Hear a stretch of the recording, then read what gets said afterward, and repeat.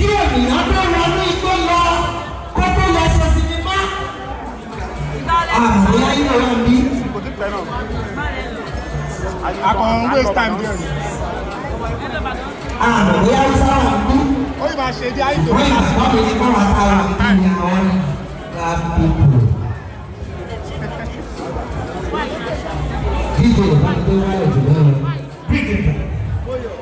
It's time for. Tọ́ba níbẹ̀, ẹ jẹ́ ká jọ fi èdè abínibí bára wa sọ̀rọ̀ ó lè bá ọ̀wọ̀ wá létí dáadáa. Ká lè bá àbọ̀rọ̀ wáyé dáadáa. Bàbá wa rí Ìgbò ó lè náwó. Bàbá wa Hausa ó lè náwó. Àwọn Ìgbò ó lè náwó. My brother is here. Ìgbò Kẹ́nu. Lórúkọ. Kẹ́nu. Kẹ́nu. I stand to represent. Kí wọ́n Hausa náà. Freedom in Hausa now. You know your Hausa?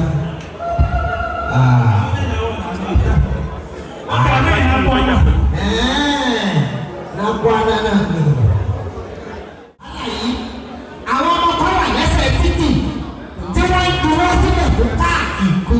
Àwọn ọmọ kan wà lẹ́nu ilé tí wọ́n ti ń gbé wọn pẹ̀lú 3,000, 5,000, 10,000. Ọmọ yìí ló wò ṣe tòun bẹ́ẹ̀. Ó ní òun fẹ́ ṣe ní wíwé òun fẹ́ ṣiṣẹ́ ajé. Ó ní nígbà a ti ṣiṣẹ́ ajé náà òun fẹ́ káwọn èèyàn wá sọ̀pọ̀tì òun. Irú ọmọ tó lè ronú báyìí. Kò sí nǹkan méjì bíbí ní ká sọ̀pọ̀tì ẹ̀ lọ.